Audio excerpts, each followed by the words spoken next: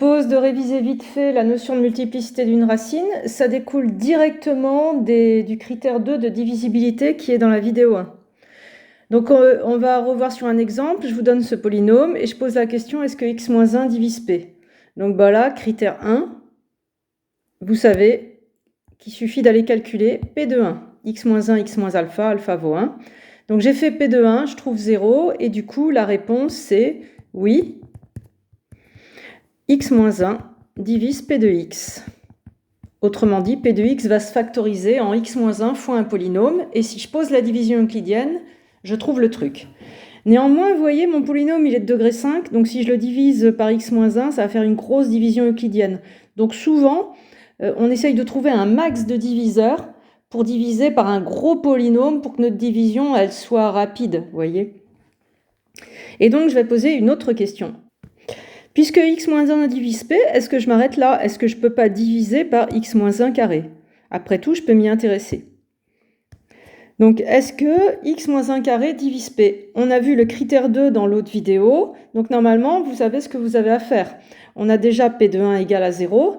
Et il faut aller voir p' de 1. Il faut aller jusqu'à un cran de moins ici que l'exposant. Et donc, ça donne ça.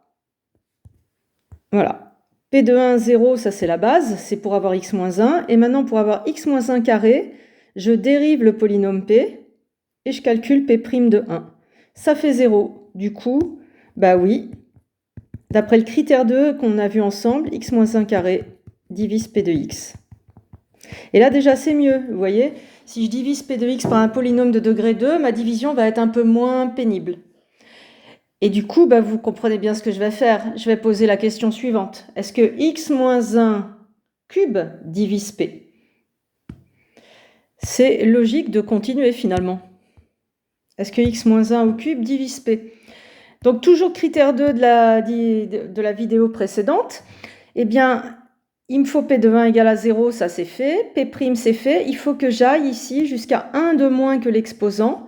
Donc il faut que j'aille jusqu'à la dérivée seconde, c'est-à-dire la dérivée de la dérivée. J'ai fait ce calcul pour vous, c'est pas méchant. Donc la dérivée p seconde, c'est la dérivée de la dérivée, le p', il est ici, là. Je l'ai dérivé et ça me fait ça. Et quand je fais p seconde de 1, bah, je trouve 0. Donc bah, ça continue, hein. Oui, x moins 1 au cube divise p de x. On continue. Pourquoi s'arrêter en si bon chemin? Est-ce que x moins 1 puissance 4 divise p? Donc, on s'intéresse à ça. Ça nous ferait un diviseur génial, quoi. Donc là, bah, vous avez compris, il faut pousser notre calcul jusqu'à 1 de moins. Donc, il faut aller chercher la dérivée troisième de 1, c'est-à-dire la dérivée de la dérivée seconde.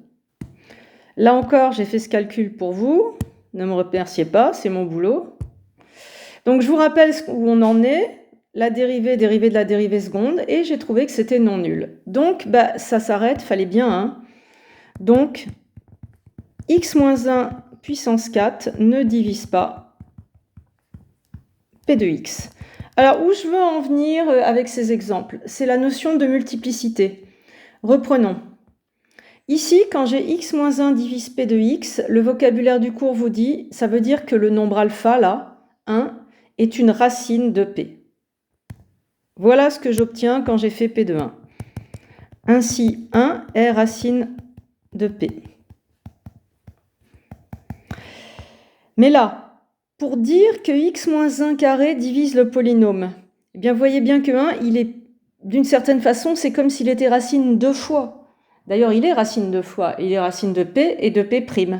Et donc, le vocabulaire du cours, eh bien, il existe, c'est la notion de multiplicité. En fait, puisque x moins 1 carré divise p de x, ce que l'on peut dire, c'est que 1 est racine de multiplicité au moins 2. Ça veut dire qu'il y a au moins x moins 1 carré qui divise p. Mais en fait, quand on a continué notre exo, on a vu qu'il y avait mieux que x moins 1 carré. Il y avait x moins 1 au cube. Donc ça veut dire que 1 est racine de multiplicité au moins 3. C'est le vocabulaire qui permet de dire le x moins 1 au cube divise p. Au moins 3. Et notre dernier calcul, la dérivée non nulle, il montre que 1 est racine de multiplicité 3. Pile poil 3. Ça veut dire que x moins 1 puissance 4 ne divise pas p.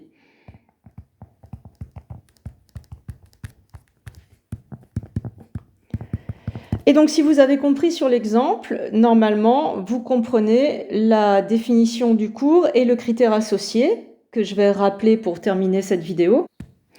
Et donc, la définition qui est dans votre cours, à peu près, on dira qu'une valeur alpha est racine de multiplicité k d'un polynôme quand x moins alpha puissance k divise p et x moins alpha puissance k plus 1 ne divise pas p.